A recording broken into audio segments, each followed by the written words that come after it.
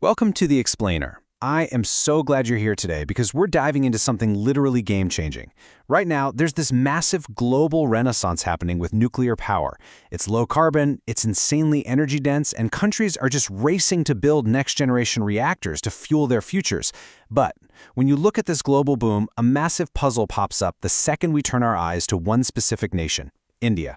So today, we're demystifying the Indian nuclear paradox and uncovering the unique power struggle going on in the world's most populous country. Let's get into it. Okay, let's dive into this by establishing exactly why nuclear energy is causing such a massive global stir in the first place. Picture just 1 single kilogram of uranium, right? Now compare that to, wait for it, a staggering 1,500 tons of coal. Yeah, 1,500 tons. The sheer, mind-blowing energy density of nuclear fuel is just totally unmatched. You use this tiny amount of nuclear fuel, and it pumps out an enormous, clean output of electricity compared to literal mountains of heavily polluting coal. Understanding that unbelievable density is absolutely key to getting why nations are so desperate for nuclear power.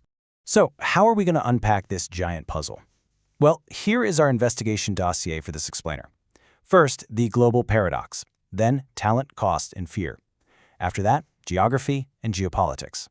Then, the uranium shortage. And finally, the really exciting part, the thorium master plan. Section 1. The Global Paradox. Power, Population, and a Missing Piece. Look, India is home to a booming economy, rapid industrialization, and a massive population that demands just a monumental amount of electricity every single day. But here is the hook, and I really want you to think about this question. France generates roughly 70% of its electricity from nuclear power. 70%. So why is India, literally the world's most populous nation and one of its fastest-growing economies, still lagging so far behind in nuclear energy? It's a pretty striking contrast. Well, as you'll see, the reasons aren't simple at all. They're actually deep-rooted and highly interconnected across a bunch of different sectors. Section 2. Talent, Cost, and Fear. The first roadblocks. To really understand the lag, we've got to first unpack the human and financial constraints that are acting as these massive roadblocks. First up, the talent pipeline problem. To build and maintain a massive national nuclear program, you need an absolute army of qualified physicists, nuclear engineers, and reactor technicians. But India simply lacks the dedicated research institutions and government scholarships to scale this workforce rapidly. While places like the Homi Bhabha National Institute and the IITs do offer programs, the available seats are just extremely limited, especially when you compare it to the USA or France, which both have decades of deep institutional investment and dedicated student research labs. And this pipeline issue is actually compounded by a major mindset problem. Engineering in India has historically been heavily skewed towards what people consider the safe branches: computer science, mechanical, civil, the absolute classics that every parent loves and pushes for. Nuclear engineering, on the other hand, is widely perceived as kind of obscure or even risky, which is crazy because the reality is that nuclear professionals are highly compensated and incredibly specialized. But without strong school-level career counseling or family-level awareness, students just default to those traditional branches, and that creates a serious perception bottleneck. Now, what's absolutely crucial here is that we separate public fear from actual scientific fact. When a lot of people hear nuclear, they immediately jump to Chernobyl in 1986 or Fukushima in 2011.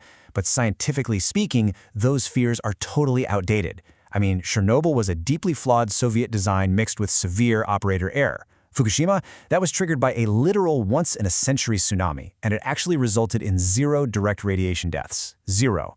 Modern Generation 3 Plus and IV reactors feature passive safety systems. That means they shut down automatically without any human intervention at all if something goes wrong.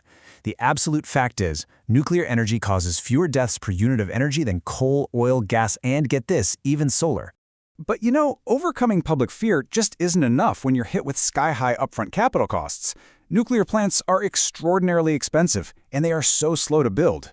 Take India's Kudankulam nuclear power plant, for example, which was built with Russian assistance. It cost billions of dollars and required a massive 10 to 15 years just to finish. That kind of dragging, long construction timeline and regulatory complexity means that private investment in the sector is virtually non-existent. It's just too big of a risk. And there's actually a very specific legal reason keeping international money out, too. The Civil Liability for Nuclear Damage Act of 2010. Basically, this India law places heavy financial liability directly on the equipment suppliers rather than just the plant operators if there's an incident. So the crucial point here is that this specific domestic legal framework creates a massive chilling effect. It makes foreign reactor manufacturers incredibly reluctant to invest or bring their cutting-edge tech into the Indian market. They just don't want that liability risk. Section 3. Geography and Geopolitics, Space and Treaties. Let's think about the actual physical space required for a second. Nuclear plants need large buffer exclusion zones, typically a 1.6 to 5 kilometer radius around the plant. On top of that, they need access to massive water bodies for cooling, and they must be distanced from dense human settlements. Now, India might be the 7th largest country by landmass, sure, but it is incredibly densely populated. Finding this very specific type of suitable land without having to displace local communities is an absolute logistical and political nightmare. Then, you've got to layer on the geopolitical isolation. Pre-2008, India was basically locked out of the global nuclear supply chain. Why? Because India didn't sign the Non-Proliferation Treaty, or NPT. It was barred from the Nuclear Suppliers Group, meaning it couldn't import uranium fuel or reactor tech at all. By 2008, the historic Indo-US civil nuclear deal partially broke that barrier, which allowed for some imports. But even today, at present, full NSG membership is still pending, and that continues to hold India back from fully accessing cutting-edge international designs. Section 4. The uranium shortage, the fuel constraint. Which brings us to the fundamental resource problem, the one that forced India's scientists to completely rethink their entire energy future.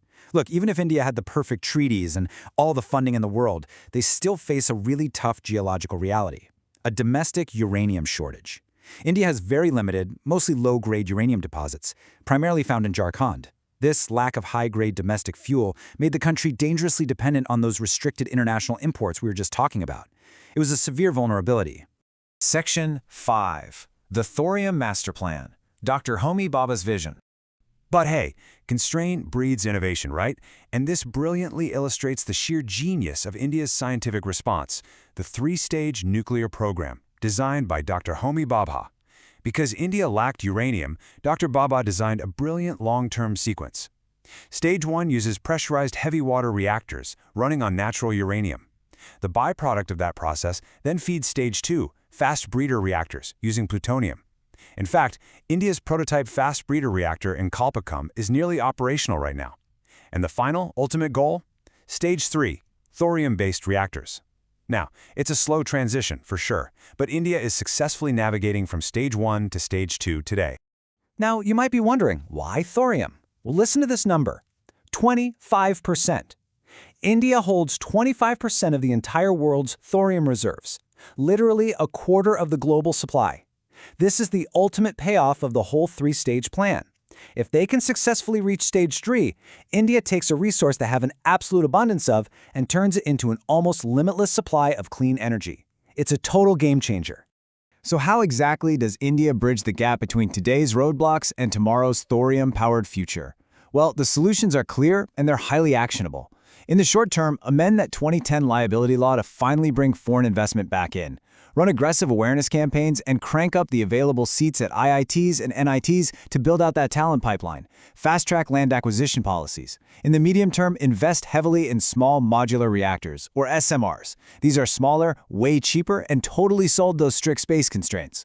Diversify the energy mix by pairing nuclear with India's already massive 90-gigawatt solar capacity, and finally, aggressively pursue that full NSG membership for global cooperation. None of the roadblocks we've covered today are insurmountable with the right policy push. Which leaves us with this final, massive thought to ponder. India has the scientific talent, they have a crystal-clear policy roadmap, and most importantly, they sit on a quarter of the world's thorium. The barriers are really just a mix of legal, educational, and geopolitical hurdles. So, what do you think? With the right push, is India finally on the brink of unlocking centuries of total clean energy independence? It is an absolutely incredible story to watch unfold. Thank you so much for joining me for this explainer. Keep learning, and I'll catch you next time.